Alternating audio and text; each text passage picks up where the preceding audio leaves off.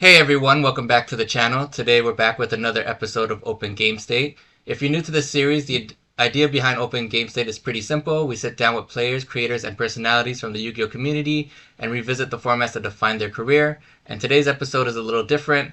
A lot of guests we've had on Open Game State have been players who have been competing at the highest levels for years, but sometimes all it takes is one tournament to completely change how people see you. My guest today is coming off one of those tournaments. Today I'm joined by Jia Luo, aka Laughing. He recently took down LDS Houston, putting his name on the map with one of the biggest victories of his career. And today, rather than jumping through a decade of different formats, we're going to use one format to tell the whole story. We're going to play Edison format and go all the way back to the beginning, how Jia got into Yu-Gi-Oh, how he developed as a player, what brought him to competitive play, and eventually how all that led to his breakthrough in Houston. Jia, congratulations on the win, and thank you so much for joining me. Okay, yeah, no problem, no problem. Thank you for having me. No worries, for sure. All right, with that, let's shuffle up and start.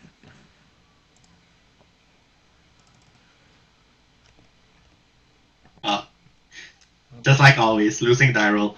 It's okay. So what? So what originally got you into Yu-Gi-Oh?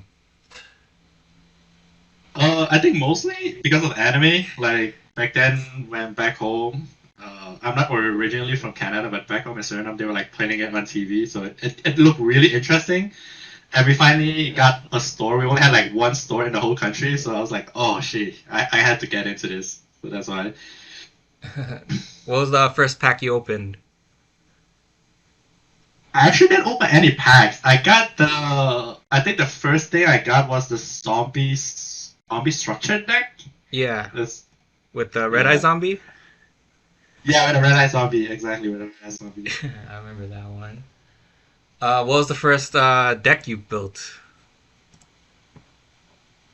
Surprisingly, like if it's not archetype based, just I kinda just got a deck and just mashed anything together. But I was like starting with the zombie side. So everything that I thought that might have been good, I just put it in. Okay. And then what was your Yeah. first competitive deck? Uh I think it was Blackwing because I started really playing a little competitive during the head format, but because it was kind of expensive for me because I was still a kid, so I couldn't afford anything. So Blackwing was still like it isn't like really competitive, but it was still playable. So I think that was one of my first decks. Okay. Did you just play or did you collect?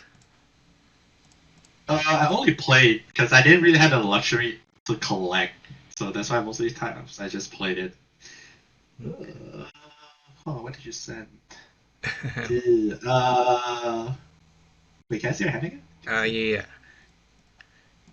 What was the first big event you played? Did you play regionals and stuff back then, or is it just casual locals kind of thing? It's just casual locals, because where I came from was like I think the player base was like max like 40 people, and that's it. So mostly we just go to a mall, like at a food court, and we didn't even have a store. That's how bad it was. And then we just start our locals there at a food court. We just take a few tables and we just sat there. That's cool. When did you start in to take Yu-Gi-Oh competitive? I think after I came here in Canada, actually, like when I came over, I was like, oh, this. I needed to do something because it was during COVID. I had nothing to do really, and Yeah. then I was first looking at modern. And when I was looking at modern, I was like, oh, okay, okay. And then I was like, oh, this is too expensive. I can't do this. Yeah, and then I was reading, like, because a lot of things got recommended. I was like, oh, Edison, that's pretty good. And I looked up the decks. I was like, oh, there's Blackwing. I was like, oh, my first deck that I played back then. I was like, okay, this is perfect. So that's how I started playing like more competitively and joined the local scene. So basically, you just moved over here and then just jumped right into Edison. Yeah, I just jumped right into Edison. That's awesome. Dark Did you play any other TCGs growing up, or is it just Yu-Gi-Oh? Uh, it was mostly just Yu-Gi-Oh. Yeah, just Yu-Gi-Oh.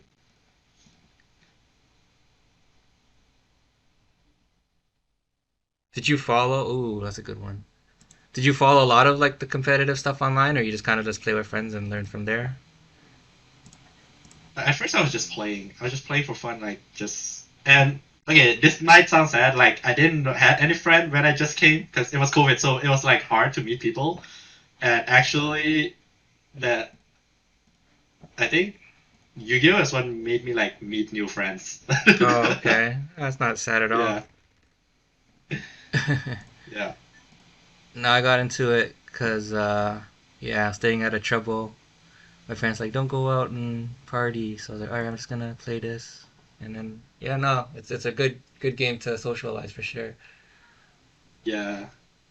So I was like, this was kind of perfect for me at the same time. So I was like, oh, okay, this is pretty good. And I was like, I have nothing to do, so I started coming, and then I started meeting more people, and everybody's taking it so seriously. Like it was starting to pick up, right? Like back then, it was starting to pick up. Yeah, So I was like, oh, it's getting serious. So I started looking at contents online and just learn from them. no, for Uh, sure. uh, What would you say your uh, biggest weakness was when you started the game? Probably rulings. I was struggling with rulings so bad. Oh, Like I couldn't. I didn't have anything that I could really learn from per se. You can say. yeah. Uh, and because I didn't play during the era itself, it's pretty hard for me. Yeah, so that's okay. Like, let me think real about that part. This. Yeah. Yeah, so trying to learn was the problem, and I still remember my first local. I think I went like 05 because I didn't know rulings. I didn't know what priority was. Like I was like everything's so new. I was like, what is priority? Oh, yeah. It should be good. Oh, Nice. yeah. Okay. Do you still struggle with rulings today, or you think you have everything down now? uh, I think most of the stuff I have now it's like more like some little stuff like subtle things that come up like rarely. Like I'll probably like still need to learn those. But other than that, it's like it's pretty okay. Mm. So, why did you decide to play Houston? uh, to be honest, my friends just like, "Oh, you're down to go," and I was like, at first I wasn't sure, right? And then it was like, "Yeah, don't be gay, just come, like just chill. You're staying home anyway, like you got time." And I'm like, "Okay, sure." Then that's how we went. That's so funny. And then what made you play VU Turbo for that event? uh, to be honest, there's also a really funny story behind it because prior to the event, I didn't play Vibe for like almost 2 months. Like I played Froggo TK for a month to see how it is, and then after that, I played GB for a month and see how it is. And right after that, I was considering playing GBs at the event, and I didn't really pick a deck yet. Like before midnight, I was still struggling, thinking like, oh, what should I play? And then we got drunk on Buzzball, Yeah. and he was like, "Ah, just play Bio." I was like, "Sure." And then when I was putting the deck together, they were like, "You have OTs?" I was like, I don't have it max. Like, I don't have everything." It was like, my friend was like, "Oh, let me borrow oil cards." Yeah, so that's how it started. Like, it's pretty nice. No, that was nice. Okay. So you submitted your deck list while you were drunk? Whoa. Yeah, while I was drunk, because we were still thinking like what to play. Because at first I was thinking about playing a Soul Release, because in my deck I have like Double Crow. Yeah. But then I was like, oh, Soul Release would be pretty nice because it's Houston. I think there might be a lot of Light Sworns. But then my friend said, why don't you play Cross? I feel like, oh wait, there was a lag. I was like, oh, because there's Light Sword, there's a lot of Light Sword. I don't want to like play anything else really. Like, and then he said like, oh, I have a ulti crow. I was like, okay, sure, I'll play two crows.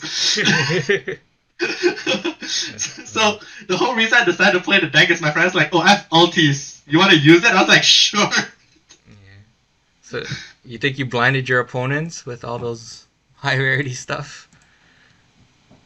Let's I don't see. so, but the high rarity buff is real. Like that, Yeah. it is real. Like I kept drawing. Like I didn't always draw well, but some of the games when I actually won, I keep drawing the outs later. I keep seeing dark arm and stuff. I was like, this feels so good. I'm seeing the ulti dark arm. That's sick.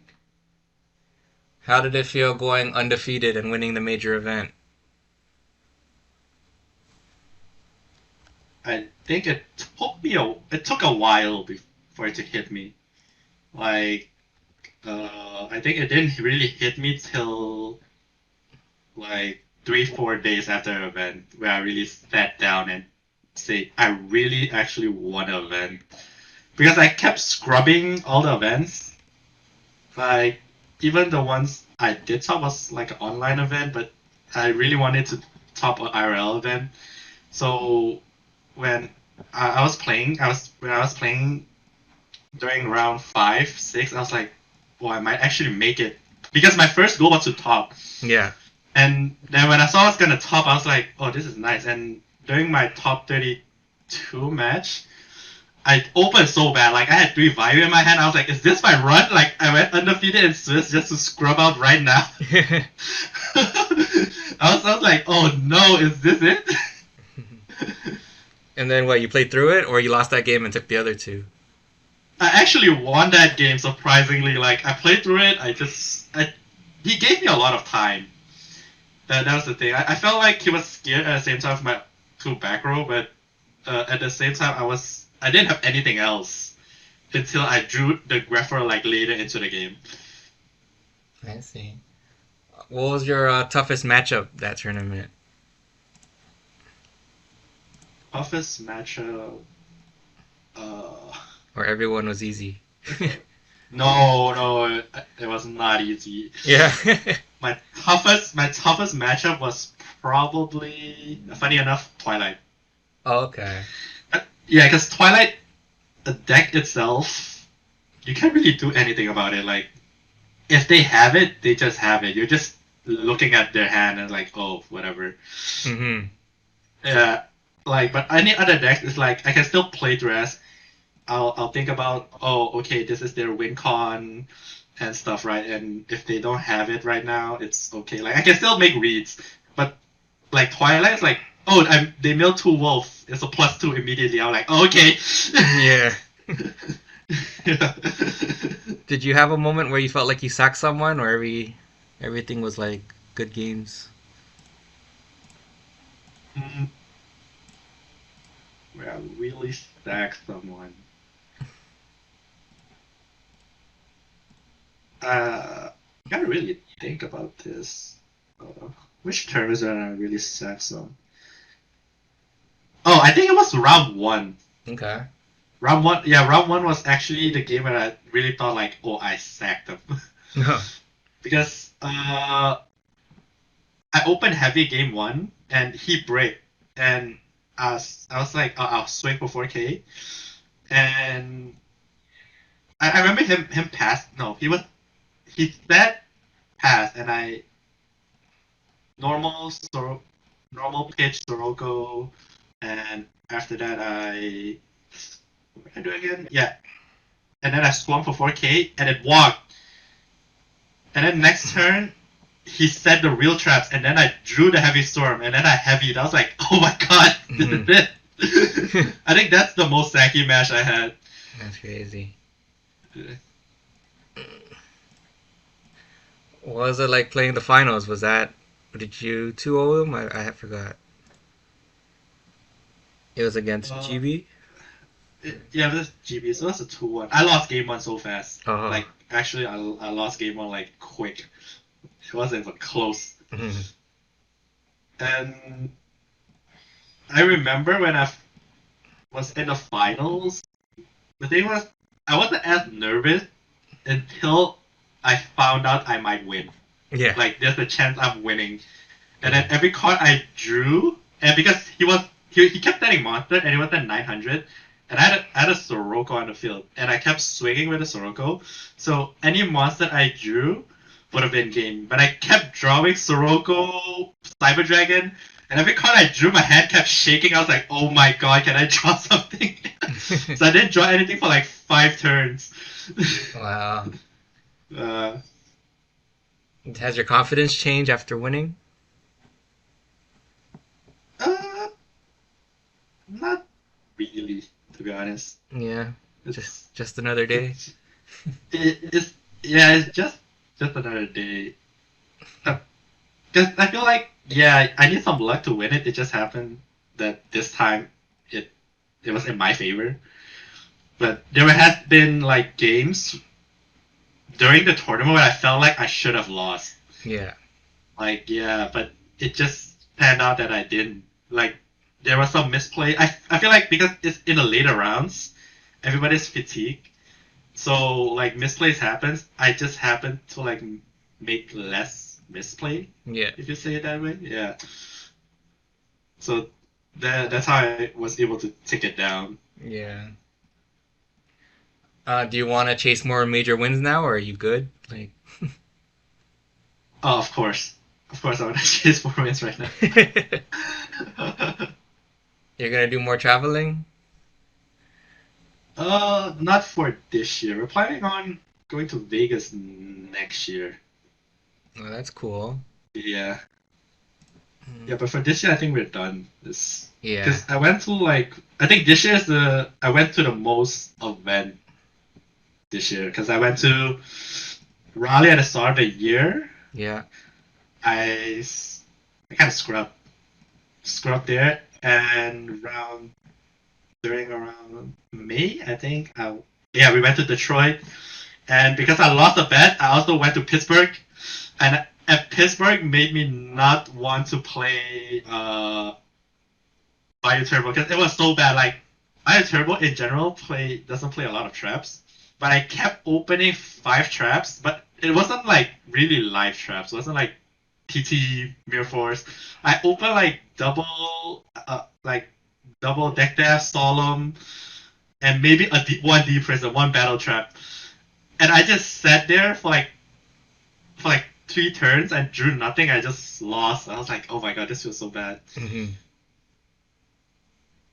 Yeah, that's rough. But no, Yeah, it so always it always sucks when like you travel somewhere and you just scrub and then it's just like, why did I yeah, so I come? felt weird. I was like, I was like, oh my god, like what can I do? Yeah. Like, Ooh, that's a good one. yeah, but you have that. So that really, yeah, that's why we came. Yeah, it's okay. Ah. Do you see yourself becoming a long-term competitive player? I feel like as long as the game still goes on, I'll probably keep playing. Like as long as the game's still alive. For sure. Uh, Before Houston, very people outside your circle knew your name. Now that you got a major title attached to your name, what do you want people to know about Jia going forward? I actually hope they don't know. Like I feel like it's so better if they didn't really know who I am. Oh yeah, Because yeah, when you sit across the table and they don't know who you are, it kind of works in your favor sometimes. yeah. Sometimes because they won't be as some of them won't be as focused or they won't pay attention. It's like oh, it's just somebody else. But because now that I've won, I'm on everybody's radar right now.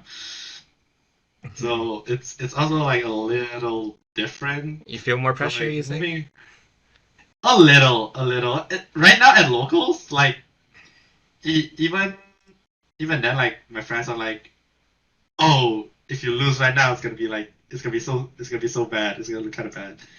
3, 4, 5. But they're just joking around too, right? Like I went to locals on Tuesday. I think. Yeah, on Tuesday, and one of my friends beat me. He was like, "Oh, now I'm the champ." I was like, "Yeah, you sure are." uh, Houston gave you the first chapter of your competitive story that a lot of people are going to remember. if we were to sit down for another episode of Open Game State 5 years from now, what do you hope people, or what do you hope that we'll be talking about?